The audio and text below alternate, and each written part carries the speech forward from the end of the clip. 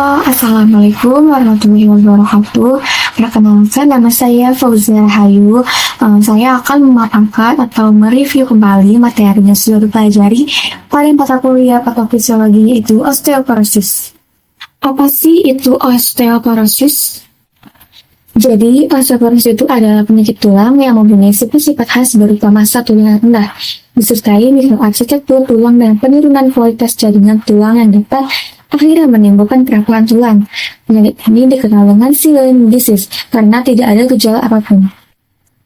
Faktor risiko osteoporosis itu dapat disebabkan karena kurangnya olahraga, faktor usia, gaya hidup tidak sehat, dan kurang mengkonsumsi kalsium.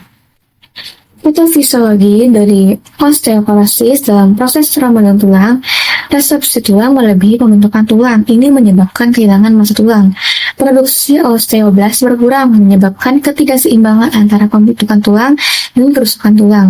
Remodeling tulang masih tetap berlanjut meskipun pertumbuhan berhenti. Kondisi osteoporosis menanggung antara lain faktor genetik dan faktor lingkungan. Faktor tersebut menghasilkan kondisi penyerapan tulang lebih banyak tidak sebanding dengan pembentukan tulang yang baru, sehingga terjadi penurunan massa tulang, otot, dan terjadi osteoporosis. Klasifikasi osteoporosis ini dibagi menjadi 3 jenis, yaitu yang pertama, osteoporosis primer, merupakan osteoporosis yang bukan disebabkan oleh penyakit.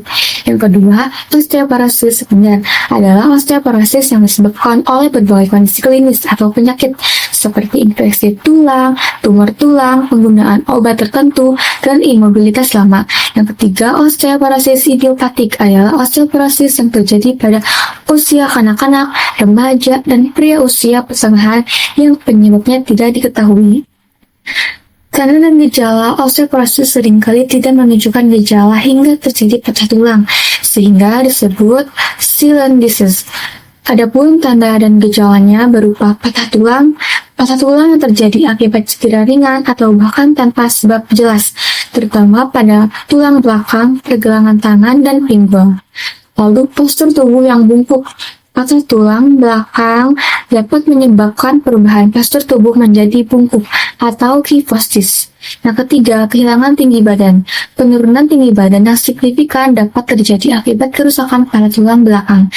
Lalu, kekuatan genggaman melemah. Penurunan kekuatan genggaman dapat menjadi tanda awal osteoporosis, terutama pada wanita pasca menopause. Komplikasi pada osteoporosis ini dikategorikan menjadi 2, yaitu komplikasi awal dan komplikasi jangka panjang.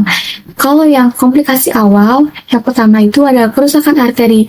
Tanda-tanda termasuk tidak adanya nadi, penurunan CRP, dan hematoma. Yang kedua, kompartemen sindrom, terjadi saat otot dan saraf tertekan oleh edema atau gips. Yang ketiga, fat embolism syndrome, sel-sel lemak termasuk aliran darah menyebabkan gangguan pernapasan. Jika komplikasi panjang, yang pertama, delay union, kegagalan fraktur untuk menyatu tepat waktu. Yang kedua, non-union, fraktur tidak menyatu membentuk pseudoarthrosis setelah 6-9 bulan. Yang ketiga, malunion, penyembuhan tulang yang tidak normal memerlukan pembedahan untuk memperbaikinya. Tata laksana osteoporosis melibatkan pendekatan non-farmakologis dan farmakologis untuk mencegah fraktur dan meningkatkan kesehatan tulang. Pendekatan non-farmakologis yang pertama, asupan kalsium sebanyak 1.200 mg per hari dan vitamin D 1.000-2.000 IU per hari. Yang kedua, olahraga, aktivitas fisik dengan beban minimal 30 menit sehari. Yang ketiga, modifikasi gaya hidup, berhenti merokok, batasi alkohol dan kafein. Pendekatan farmakologis, yang pertama, obat anti-resorptif, bifosfonat seperti alendronat, disedronat, denosumab, dan calcitonin. Yang kedua, obat anabolik, teriparatide untuk meningkatkan pembentukan tulang. Jadi kesimpulan dari materi osteoporosis ini adalah penyakit tulang yang ditandai dengan penurunan massa dan kualitas tulang, sehingga rentan terhadap patah. Penyakit ini sering tidak menunjukkan gejala hingga terjadi cedera, sehingga disebut silent disease.